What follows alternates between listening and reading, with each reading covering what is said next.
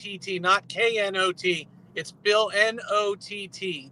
Yes, Bill NOTT, and I just posted it in the chat if anyone wants to go support Bill.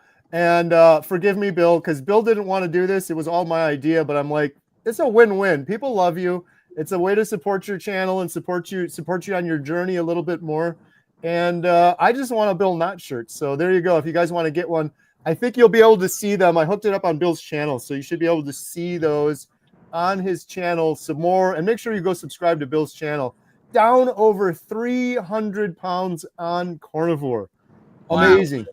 Absolutely amazing. Talk about inspiring. So Carrie, Bill just said that he's quite embarrassed, and who is he? And I don't think that Bill still understands who he is to a whole lot of people in this famous world Bill that are watching him and learn. And I mean, he is changing lives left and right. So you hear me tell you all the time, Carrie, who you are. So Bill, you are amazing. And so many of us feel this way because I find that we're very like humble. So most of the carnivores I know are so humble, and I know that Bill's faith is very important to him. And so you see yourself as a vessel, that this is a way that God is using you and that you've been called for this purpose.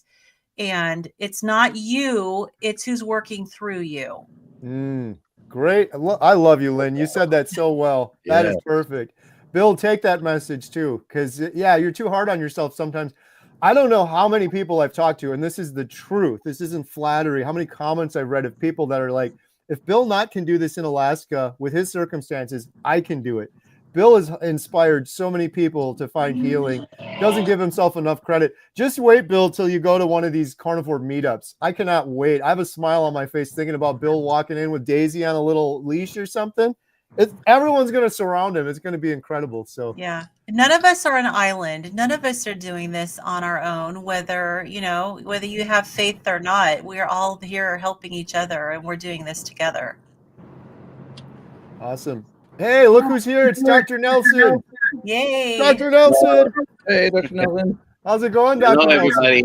How's your weather down there? I want to know, Bill. Is Bill in the chat, right?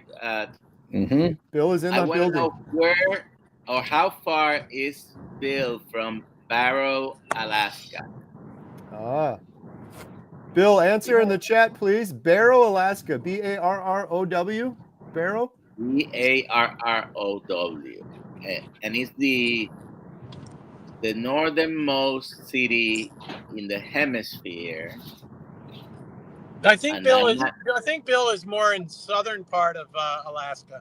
Okay, well, I'm probably gonna be there in a couple of weeks. Oh, exciting! We got to do an Alaskan meetup. Yes. Dr. Nelson, I'm glad you're here. We had a question earlier specifically for a doctor. Not sure if one of your guests or doctors can Soliqua 133 cause very loose stools while doing carnivore. I'm taking it for now for type 2 diabetes. It's a combination medication, and I can't give specific medical advice, but many medications can cause diarrhea. So almost the great majority of medicines can give you either diarrhea or constipation. They can do both. And GLPs certainly can do both as well. This one is a combination of insulin. I barely prescribe it, but I believe there is a combination of insulin and a GLP. All right. Thank you for that. Hey, we got an answer on your question. Where did it go here? Bill said it's very far away. 560 miles. Oh, there it is. There it is. 560 miles. A little bit. I'm going to be too far, Bill. Next time. All right. The next question we have is, let's see here. Crafts Bayou, has there been a consensus on whether insulin-resistant women doing carnivore 1 meal a day, eating till comfortably stuffed, but not getting a ton of protein, is it helping or hurting? So the not getting enough protein might be one of the things that might be hurting, even though most doctors, whether it's very low carb keto or carnivore, will tell you it is the carbohydrates that matter as far as reversing insulin resistance and losing weight. But particularly women, they need to get enough protein. So it's a difficult balance to achieve sometimes. And depending on the individual, you know, I mostly do once a day. Today I did twice a day. I had some lamb steaks that I had for lunch early, like a mid of the morning breakfast, and then in the middle afternoon. But most days I do once a day. But it depends on how you feel and what you do and the activities you do and how hungry you get. I mean, everyone is an individual as far as what is best for them. But is there a consensus? This is like even in the carnivore world, you know, it's like asking 10 lawyers legal opinions and you get 20 opinions. And you know, everybody goes to the different channels, and this one, I think the consensus is probably you should eat higher fat, right, than just pure protein. But if that is satisfying them, then that's fine. But yeah, they usually should have enough protein. It's difficult to have all your protein for the day in just one meal. All right. Thank you for that. Bob Eater, $10 super chat. Thank you, Bob. He said the most common side effects of Soliqua 133 include low blood sugar, hypoglycemia, diarrhea, nausea, upper respiratory tract infection, stuffy or runny nose, and sore throat. Thank you for that. All those except the hypoglycemia. All those you're going to find probably in every packaging insert of every medication. They whether it's placebo effect or not, they all happen. But the hypoglycemia, it's something that you have to watch out for, because as you get more insulin sensitive, then these and all the types of injectables can cause a profound effect.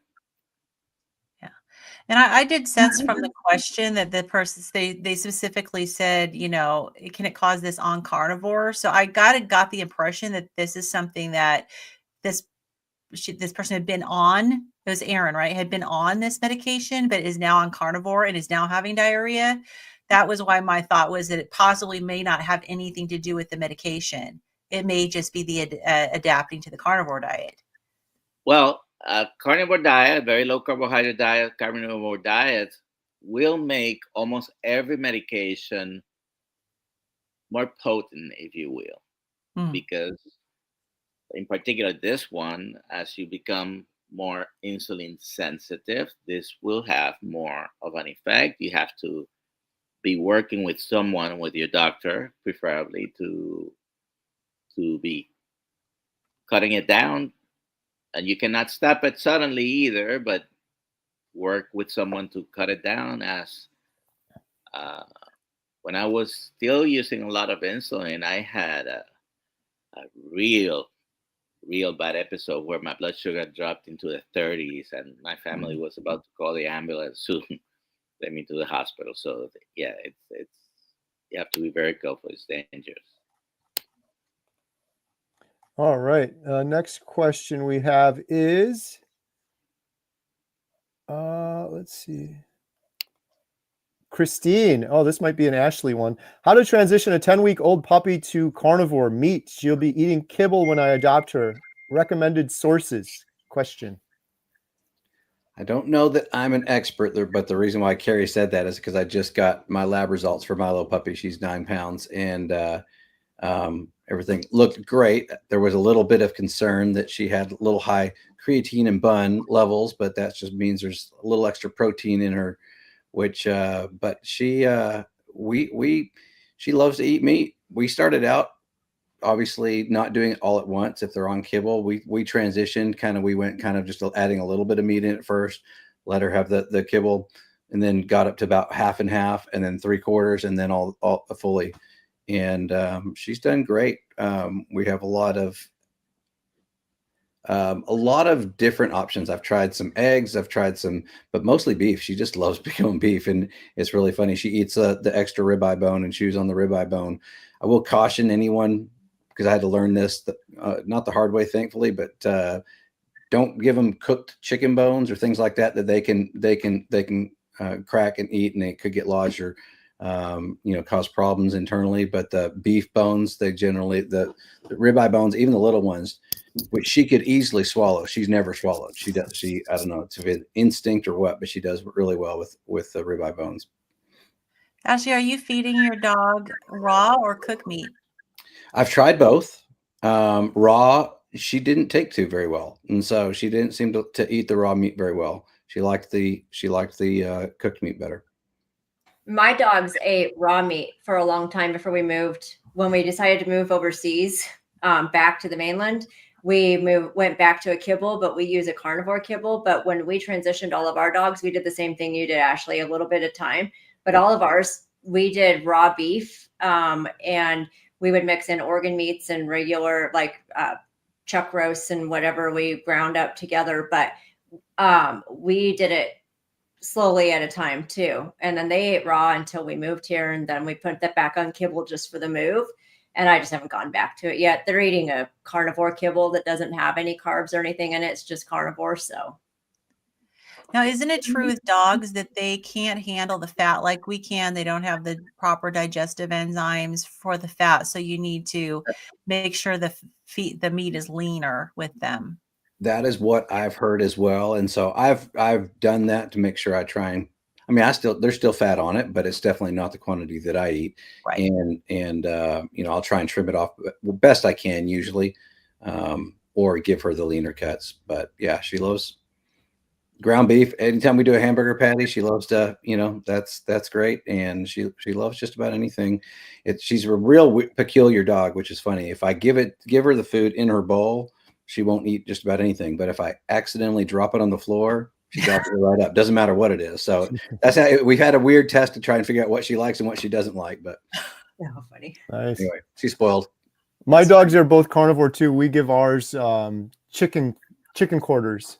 And in fact, yesterday was the big day. I got out of it yesterday, but we do it like once a month, and we have a big chest freezer in the garage, and we just go nuts with our meat grinder, and we grind it all up, chicken quarters, and we add some liver and a couple other things into it. But absolutely, to Lynn's point, the biggest mistake I think people make is giving them too much fat. And you'll know it because they'll get sick or they'll throw up or whatever. So yeah, you got to find a good balance there. And I found out dogs like eggshells. That I guess it's their digestive system. They could turn soft in their stomach, and it's a very good source of calcium. So every once in a while, I give my dog eggshells, and he just crunches away and seems to love it. Nice. All right, we're giving away a free 1-month membership to Healing Humanity. #life with your question. We're going to be doing that drawing in just a minute. And you still have a chance to win. We're doing the big drawing for the entire month for the Independence Arc Farms beef. You just have to sign up for the email newsletter in the description below, and we're going to randomly pick someone from that in just a couple of minutes. Question from Barry. Has anyone here tried Dr. Lisa Wiedemann's brown butter bites? Love them. And I don't like them.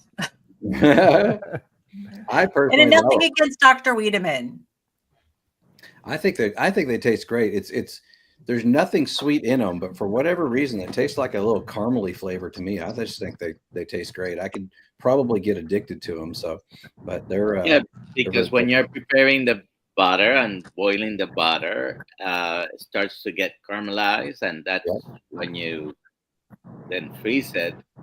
That brownish color is the butter proteins getting caramelized.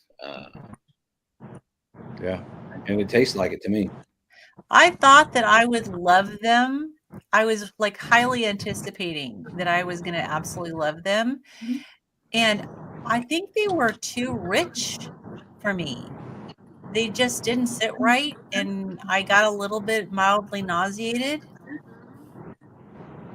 I mean, the I don't know taste what was it was. okay, but I think it was that melting, like I couldn't chew them fast enough and get them down my throat fast enough. And they just got that weird texture. I don't know what it was, but I learned how to make them from her and I wanted to love them too. I wanted Absolutely wanted to. to love them. Yeah. So obviously it's personal preference. So I just try them, see if you like them. Gunther, thank you. $20 super chat. Carrie, during your lion diet phase, what did you typically eat? Was it grass-fed? If you ate ground meat, what was the lean fat percentage? Did you add any fat trimmings or suet? And if so, how much? How many meals a day? Oh, wow. I am a bad person to answer this, but I'm going to try my best. I'm actually doing lion right now for a couple of days. I did lion for 70 days, and then I think I did it for like 90 days. The first time I did it, it was mostly grass-fed, grass-finished beef from my neighbor, and it was roasts, and it was steaks, and it was a lot of ground beef and a lot of patties. The second time I did it, it was a little mix of everything because I got stuff from Costco too, so there's some grain-fed stuff in there. What I typically eat, burger patties. That's like on the YouTube channel, I show when I cook a big, beautiful steak. I don't often film cooking a burger patty, but that is what I've eaten the most of the last 700 days, whether I'm doing lion or not. Lots and lots of burger patties. I do add salt. I used to do the Redmond salt. Now I do the Malden's, like the flaky salt. I like the texture a little bit better. In terms of the meat, when I get ground beef, I always try to get the fattest I can find. So whatever's available at the store with more fat in it for the ground beef. I did one time I got a hold of some Wagyu ground beef, and that messed me up. There's a lot of fat in that meat. I don't know if you guys have tried that or not, but the particular stuff I got it was the only time in 700 days on carnivore that I had an upset stomach, and it was from consuming way too much fat. But other than that, I just get whatever the fattiest ground beef is available. A lot of times now, I try to get stuff from my neighbor that's grass-fed, grass-finished. In fact, they just got a new stockpile. So Jen and I were talking about going over there. They've been out for a long time of all the good stuff. So I would go to Costco, and a lot of times I'll get the 3-pack of ground beef that they have at Costco. That's kind of my go-to, and I'll cook one of those up, and that'll be a meal. And I'll usually do that twice a day, the steak or a roast. The last thing I'll say real quick is my other big go-to is slow-cooked meats. I did that a lot on Lion Diet. The beef stew chunks. And I mentioned earlier, I did an amazing, it was so simple, just this chuck roast in the slow cooker on low overnight. Like I said, I'm doing lion again now for like a week. I'm not strict on it. I just feel better doing lion, so I'm sticking to that. I did a fast, and I wanted to come out of the fast and do lion for a while. So I'm going to be eating a lot of chuck roasts and a lot of burger patties. So hope that helps. Thank you so much for the super chat. Question from Sue. Has anyone heard of people with MS doing carnivore? Yes. Yes. You had someone on the channel, Carrie? Yeah, I think I've had 2 or 3 now on the channel. And Dave Mack, I'm going to shout out Dave Mack because he's had even more. And I think Dave has a whole playlist. And the incredible thing with Dave is he had one person on there that had brain scans, and they had lesions, and then they did carnivore, and then they had brain scans, and the lesions were shrinking, which is incredible. Like having that actual proof before and after is crazy. I had a woman, Emily Penton too, that she had MS, and she has people on her channel also that she's interviewed that had MS. Yeah, Emily Penton, Penton. She's got an incredible story. Check her out. I had a woman on my channel, Diane Ladd, Ladd, from Boston. She's coming out to our meetup. She's got a great story. She has MS, and she was talking about the battery of tests that she had to go through. One of them she described, it almost sounded like a sobriety test, like balance and things like that. And she noticed drastic improvements after going carnivore, and then some other symptoms she was having as well. So yeah, there's a lot of stories with MS out there. And I think Dr. Chafee's working on a case study or something in regards to MS. I might be wrong on that. I know he's doing one on congestive heart failure. I think he's doing one on MS too. Paul Beater said that Dr. Baker's doing one on it. Dr. Baker. There we go. Yeah. So there's some resources. So yes, quite a few, Sue, quite a few. And if you look on YouTube and just search MS Carnivore, you'll find videos. Yeah. You can pretty much say anything with carnivore and you'll find videos. Chris Turns, $5 super chat. Lynn won't eat butter bites, but advocates for eating bait. Oh my goodness. You're never going to live that down. Chris Stearns, his idea of bait is sardines. So, and I don't know, advocates is a strong word, Chris, because I don't eat sardines myself because I have been very leery because of my histamine issues, but I do know that people have a lot of benefit and it is a good source of omega-3 fatty acids, which is good for you. If you tolerate them and you like them, but it's another alternative. Yes. All right. Hey, our friend Nourishment Redacted Ellie just got back from Costco, bought a ton of meat and a new oven. It has a bacon button. Very fancy. That's awesome. Wow. We're going to be seeing Ellie and Papa Carnivore and Dr. Nelson in Tampa. Are you looking forward to Tampa, Dr. Nelson? I am looking forward, but I don't know if I have to go to Alaska before that or after. Oh, wow. So there is a chance. I already paid and everything. But we'll see. We'll see. Hope to see you there. You know, Emma's coming with this time, and she's going to be sharing her story. And for those that don't know, Dr. Nelson is Emma's favorite doctor of all the carnivore doctors. That's the truth. She said that several times now. So looking forward to hanging out in Tampa. All right. We got to... Yeah, now you got to go. You got to make it. Crystal said, can egg and chicken aversion allergy be healed with carnivore? I would be concerned with egg, because the whites are high histamine. So I wouldn't be, if you have issues, I wouldn't start out eating it, but it might be a histamine thing. And then chicken also can be a problem if you have histamine issues. So I would stay away from them and stick with beef. And if you like lamb and, but I had trouble. It took me a long time before I could do eggs because of my histamine issues. And on chicken, I have some chicken that will make my throat swell and I'll have a histamine reaction, and then other chicken not. And I seem to do better with like organic chicken versus a conventional chicken. But, after I avoided it for a long time and got, drained that histamine bucket, I've been able to handle more, but I still have to be really careful with chicken, but I'm much better with eggs. Maybe Dr. Nelson can address that too. I'm going to guess that you don't buy the vegetarian chicken they sell at Sam's Club. I mean, on the label, vegetarian really? fed or something like that. That's not their normal diet, but yeah. So we're eating a lot of chickens that are full of inflammation. Yeah, chicken or eggs are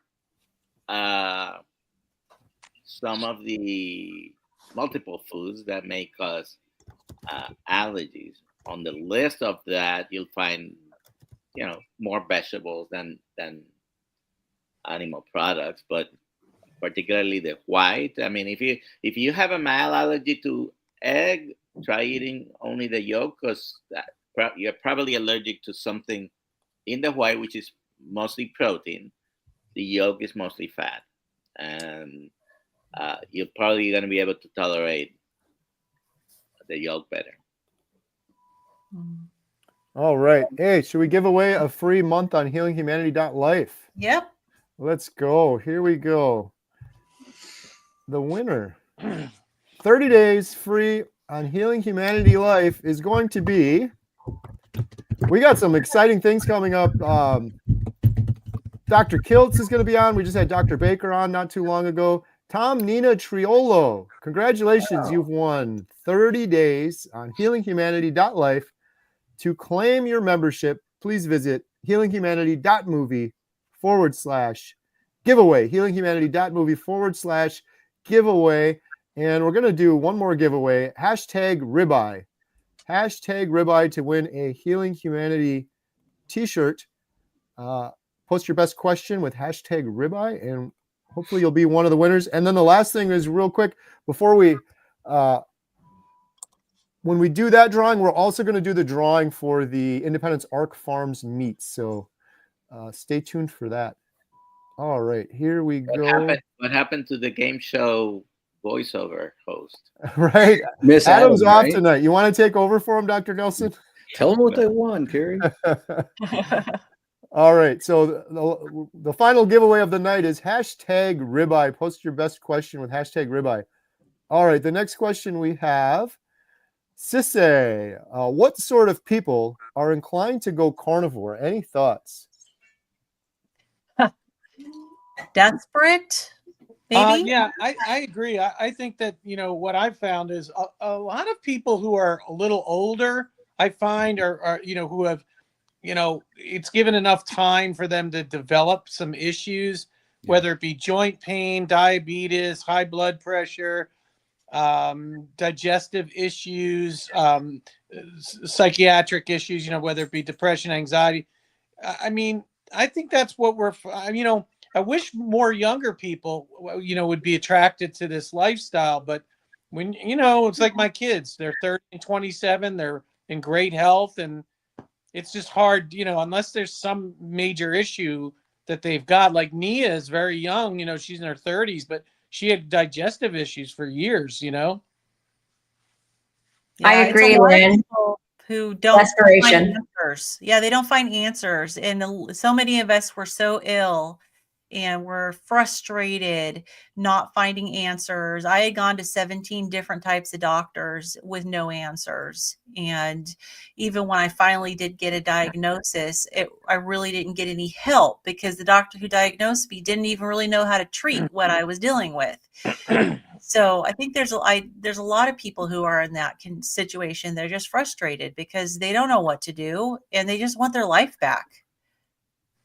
I was tired of chemotherapy. I mean, truly, I was so sick of getting the infections from not having an immune system that I had to find some way. And I had no idea the immense healing I was going to find on this. Mm-hmm. Yeah, I think there's a lot of people too that I found have a real intellectual curiosity. You develop this bit of cynicism as you try to navigate the healthcare system and try to get answers, and you find that you're not getting it. And, you start to question, you start to ask questions, and you develop this intellectual curiosity. And the farther you go down that rabbit hole, the more open I think you are to what's considered an alternative viewpoint, which is really what I hope we're not alternative for long.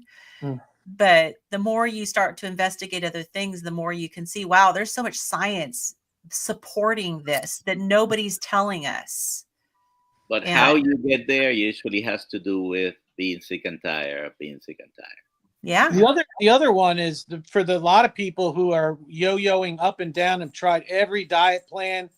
For me, it was, I tried everything, Weight Watchers. I tried all different things. And then I went keto, and the keto just, it was great for a start, but it just, the amount of cheating you're allowed to do, and all the different blueberries and keto treats, and so there are a lot of people who they're overweight and they're just really struggling to find something that will keep the weight off and that they won't feel like they're starving themselves, because every other diet plan, you're either eating food that tastes horrible, or they're just sick and tired of being overweight and they don't know what to do. Good stuff. Dr. Nelson stole my answer. Sick and tired of sick and tired. Hey, real quick, there's a lot of new people. I have a report. Last week, I had another cystoscopy. It was clean. And a urine test for cancer cells, it was negative. Yay. I'm so happy to hear that. Congratulations. That's amazing. Amazing. Good stuff. All right.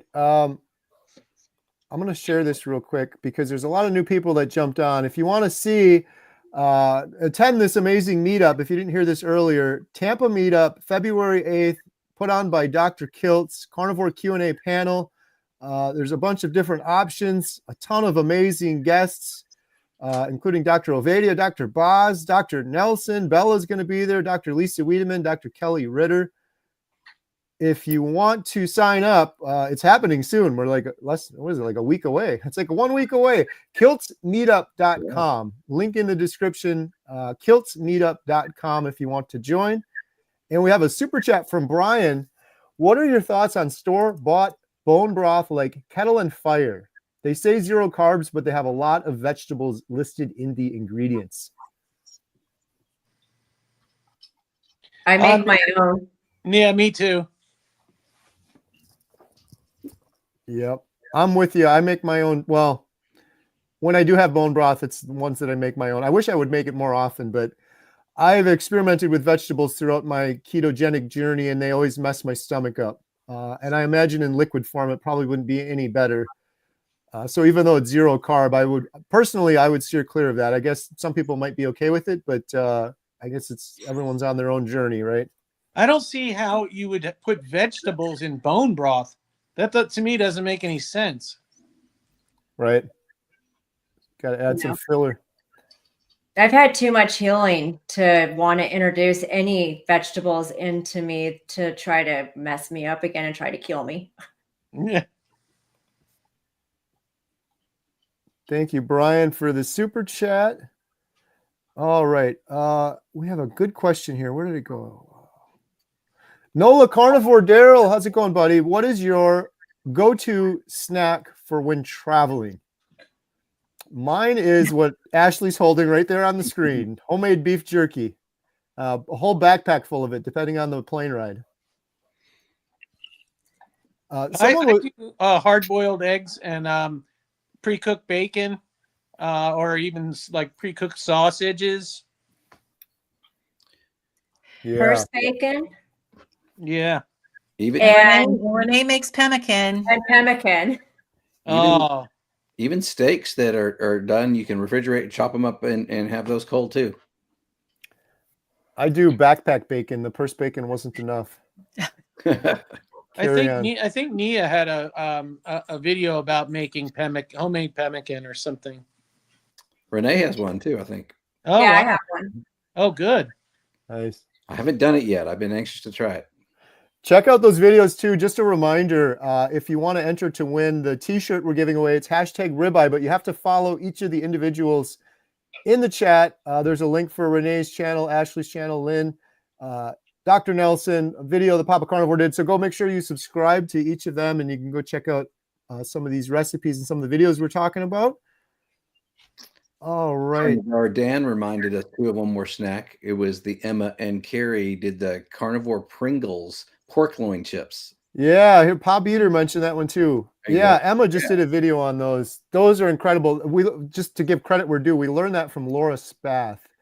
When Adam and I filmed her and Chris, she made those, and it's just pork loin, and they're thinly sliced and they're dehydrated, and then you use Redmond's popcorn salt, which is a really fine salt. And like, I'll tell you what, blind taste test. I didn't taste the Pringles. I tried to get Emma to do it, but she wouldn't do it. But I don't think you could tell the difference. It is crunchy, delicious. That popcorn salt is something. But fair warning, as Pop Eater said here, they are kind of addictive. Are you going to make some and bring them to Austin so we can all try it? I think I might, but I'm sorry. By the time I get there, I'll probably be eating them all on the plane. I'll have to bring an extra backpack full of them. Yes, please. I usually bring a backpack full of bacon and meat chips or beef jerky, but it doesn't usually make it out on the other end of the plane ride. But the Austin one isn't too long, so I'll try to. Here, I'll make Emma do it. She did the last one, so she loves them too. Bag. That way it'll be safe underneath in the airplane. Right. Okay, next question we have. How do I know if I no longer need thyroid medications? Test, don't guess. There we go. Test, don't guess. Any specific tests they should be asking for that Dr. Nelson, that their doctor may not automatically order? Well, it depends if they have any baseline, if they know they have Hashimoto's and they have antibodies or not. I mean, those at some point should have been done, but PT3, PT4, and TSH primarily. If you're already medications and they already did all the baseline tests, that's what's going to tell you whether you're within range or not. And changes in the thyroid are very slow. So once you change those, you should come down slowly. And once you make a change in the dose, you have to wait 6 weeks before you do tests again to see if there is any significant change. Because doing a test 3 days after making a change or a week is not going to give you a good picture. But All right. symptoms and testing the numbers, I mean, Yeah, now my doctor had me actually just stop taking my thyroid medication, but mine was a completely different situation. The concern with me is that I was put on it. I was considered subclinical hypothyroid based on symptoms. And that was before I was diagnosed with mast cell activation syndrome many years ago. And so when my doctor what took was me the to, dose you were at? I was at 125, so it wasn't really high. Yeah. So, but what my doctor asked me was, so when you were put on it, did it make you feel better? And my answer was no, because it wasn't treating the right problem. And I know that there are a lot of people like me who get put on it just for like symptoms and not the lab tests aren't there. So, in my case, I was able to go off of it, but we definitely retested to make sure my thyroid hormones were not affected by it, and they weren't. All right. We have a question from Deborah. I'm insulin resistant and struggling to get my glucose down. In a day, I can be fasting 123, then 140, then 147, and then drop to 109. Carnivore since January 1st. Any ideas? Well, you're still insulin resistant, and this might, depending on how long you have been in that zone, right? It might take you a while. I mean, I've been keto for over 2 years. I've been 1.5 years carnivore, and I'm still insulin resistant and trying to find that happy medium, which usually is, a couple of steaks a day or a steak a day. But you have to be consistent, and the fasting helps you get into ketosis. Restricting, this is a woman, so I don't know if you're doing 16-8 or does she say she's eating once a day? Doesn't say. But if you're doing 16-8 or 20-4, you have a meal for hours later, you have another meal, and that's it. Having a break does help with insulin resistance, but it might take a while. A lot of people do 1 day of fasting a week at least, and that helps. I've noticed that I am more insulin sensitive when I do regularly, just 1 day. The other day, I saw Carrie, your better half, because it was her who did it with you, but she was on camera. And it so happened that same day I was doing a dry fasting. I did a 24-hour. I just dinner one day, and until past that time, the next day, I did a dry fasting. So that was my fasting on, I think it was Monday. Anyways, so that does help, but it takes a while, because there might be, it's not insulin only, it's the whole hormonal milieu trying to get into homeostasis, and sometimes the glucagon secretion is broken and it doesn't get inhibited by the insulin or other hormones, and it's going to take a while to get there. But what's the alternative? Pop-Tarts. That was, I would buy Pop Tarts for my kids, and then eat half of them myself. All right, good stuff. The next question we have, Nola Carnivore Daryl said, Carrie, I had a pastor I know visit and tell me he went carnivore after seeing me continually sharing my story and carnivore things. Wow. That's awesome. Yay. Good job, Nola. Spreading the Good job, word. Daryl. We met Daryl in Austin at Hack Your Health. He was great.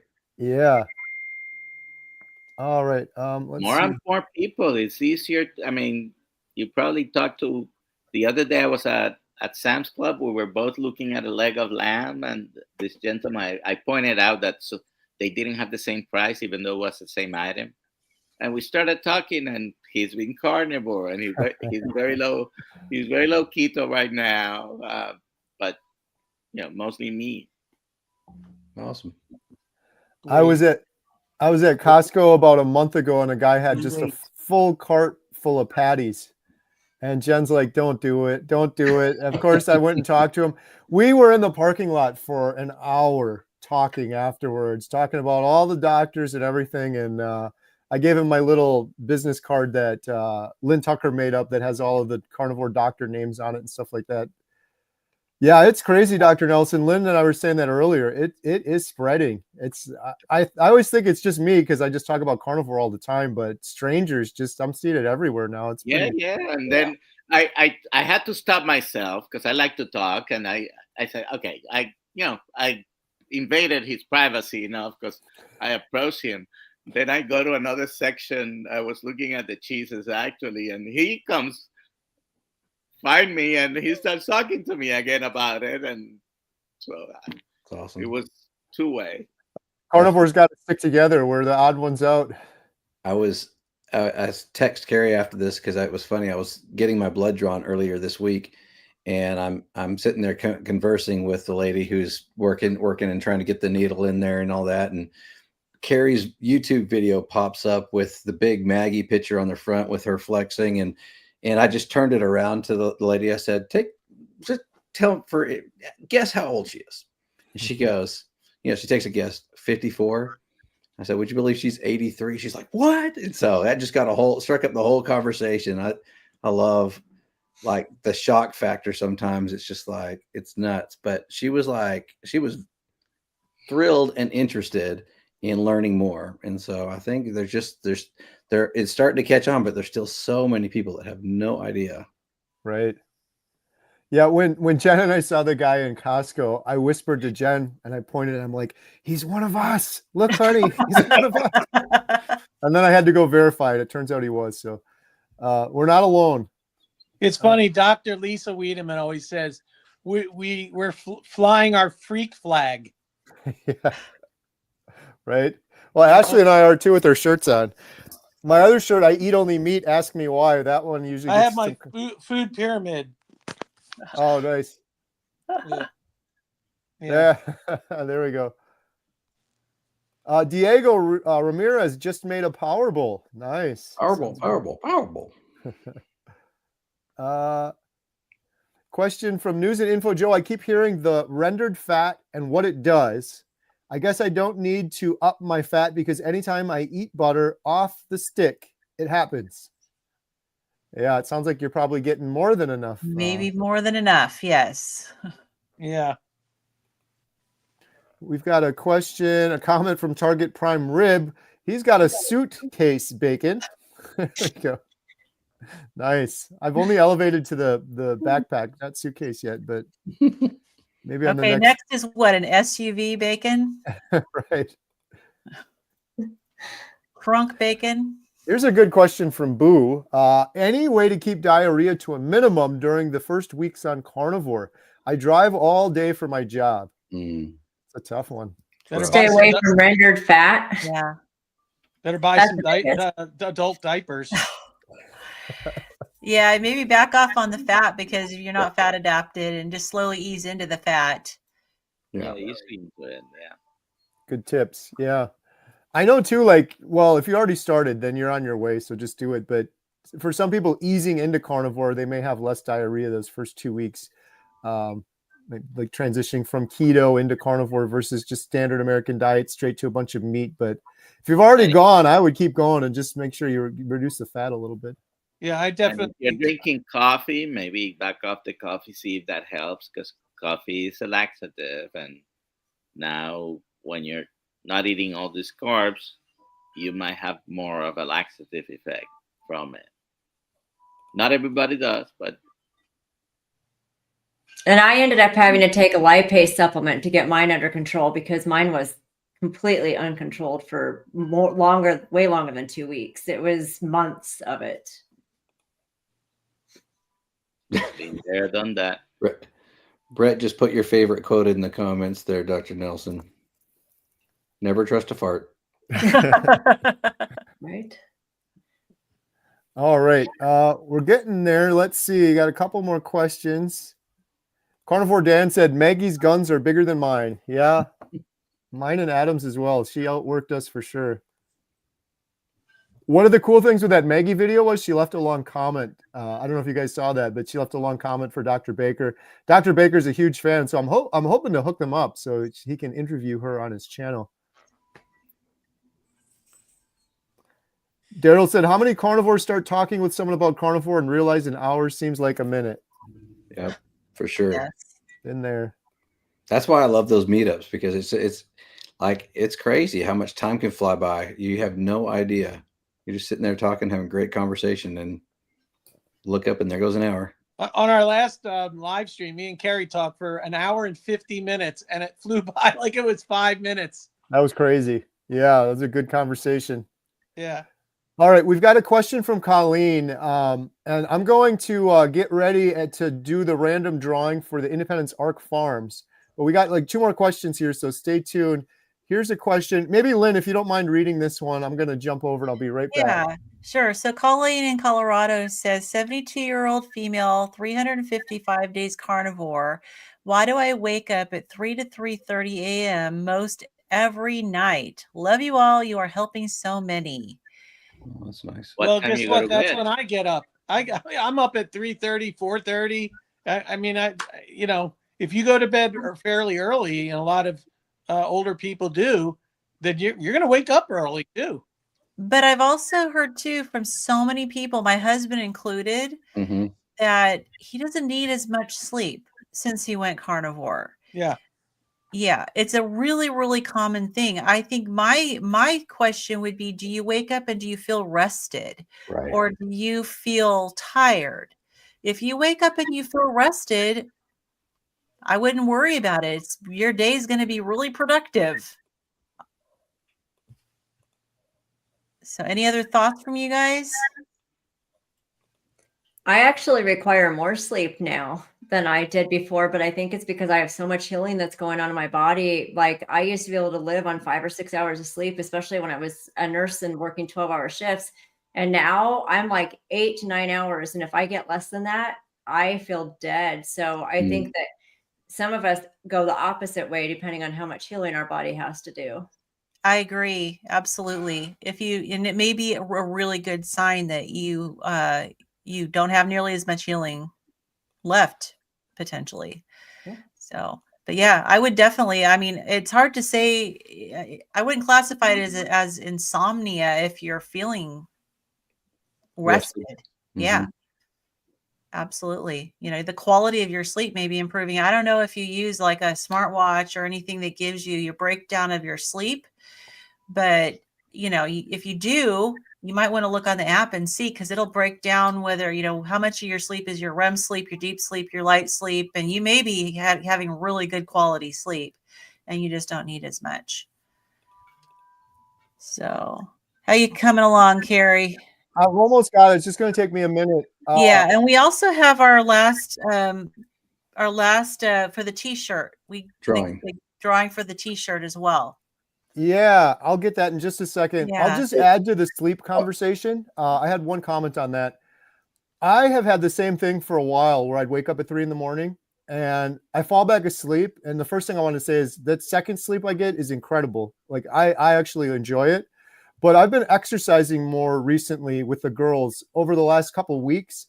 And every time that I exercise, I sleep all the way through the night, which I guess makes sense. But the 3 or 4 times we missed exercising, every single one of those times I wake up. So that may be something too, is your activity level during the day. But to Lynn's point, I think that's exactly what it is. I think we have an energy deficit when we're not eating carnivore, because our body's processing all this junk and waste that we don't need, and it takes a big toll on our body. And then when we go carnivore, we almost have excess energy to the point that we just wake up. When I wake up at 3 a.m, I think of it's kind of like inconvenient, but I'm never really groggy or tired. It's just my body's like, we're good. This is all you need, kind of thing. So Yeah, it may potentially be that. So, but okay, so we're coming down to the end. So just since while Carrie's getting ready, just want to remind you that we do have our membership site, Healing Humanity Life, and you can get to it by going to healinghumanity.life. It's very easy. And we need to get a new code, but for January, we have got a code. Is it Life J50? Life J50. Yep. Yeah, Life J50. So if you want to try out and just take a trial run on our membership site, you can use that coupon code. It'll give you 50% off of your first month's membership. And so that'll just be $15 for a month of hanging out with us. We've got lots of Zoom calls, and we are a growing community. We are building a site that we hope will be an incredible resource for so many people. And we appreciate having experienced carnivores come in there, help us build our reservoir of information and new brand new carnivores that can come in and learn. So we have a wide range of people in there. We have tons of people that you can use as a support and a resource, and we have other people who are brand new. And it is a very inspiring and encouraging group. So you will find lots of support, and we have great Zoom calls that we're enjoying. And Saturday, again, we have, for those of you who weren't here at the beginning, we do have Dr. Elizabeth Bright on as our expert for an expert Q&A Zoom call. And that is going to be 9 a.m. Central Standard Time. That is not a normal time for us to have Zoom calls. Usually we have our experts on Wednesday evening, but because she's in Italy, this is the time that works for her. And so we will be chatting with her on 9 a.m. 9 a.m. 9 a.m. Central Standard Time. Yes. Good stuff. All right. We've got 2 giveaways ready to go. We're going to be giving away the shirt? We're going to give away Healing Humanity shirt. So we're going to do that one first, and then we're going to be giving away the Independence Arc Farms beef. Here we go with the shirt. Hashtag ribeye. The winner of a Healing Humanity t-shirt is Miss Hooligan Fish. Congratulations, Miss Hooligan Fish. You have won a Healing Humanity shirt. You can claim it at healinghumanity.movie/giveaway. Congratulations. And now we're going to be giving away this $225 beef bundle, Independence Arc Farms. Huge thank you to these guys for sponsoring this. And we are randomly picking someone that signed up for our email newsletter over the course of the last month. So we're going to do that drawing now. I'm going to name your name, and then I'll send you an email as well and get you the information so you can claim that. I'll ship it to you in the lower 48 states. And if you didn't get this and you want some really good beef, please check them out. There's a link in the description below. It's really good stuff. I've been ordering it for a while now, ever since my friend Mimi told me about it. So here we go with that drawing. A little bit of a different interface here. Online picker. Hopefully this will work. It's thinking about it. Here we go. The winner is Jesse Trujillo. Jesse. Trujillo. The J is an H. Trujillo. Jesse Trujillo. Congratulations, Jesse. I will shoot you an email right now with the information to win that. And again, huge thank you to Independence Arc. It's Independence Arc. I can't see because the banner's in the way. IndependenceArc.com. And there's a link in the description below. Thank you, everyone, for your amazing comments. Hey. Thank you for the pin. And Carrie, before we leave, we did pull one question up and then never answered it. The one about the baby with Hirschberg disease. Ah, okay. Yeah, so probably would be good to pull that one back up and maybe see if Dr. Nelson has an answer for that one. I don't want that person to There we feel go. like we ignored their question. A baby born with Hirschberg disease, can grass-fed cow's milk help, or does he need surgery? Mm. I don't know about needing surgery. I know it's a gastrointestinal anomaly that they can be born with. I don't know that carnivore or any meat will be contraindicated. So I don't know if there's any associated milk sensitivity with this or not. Usually it's the colon that's affected, and the colon doesn't really do much nutrient absorption. Most of the nutrients are absorbed between the stomach and the small intestine. By the time things get to the large intestine, most of what you have there is the fiber. If you're consuming a lot of fiber, how many of you are consuming a lot of fiber? None. So I don't know if there will be any contraindication to milk.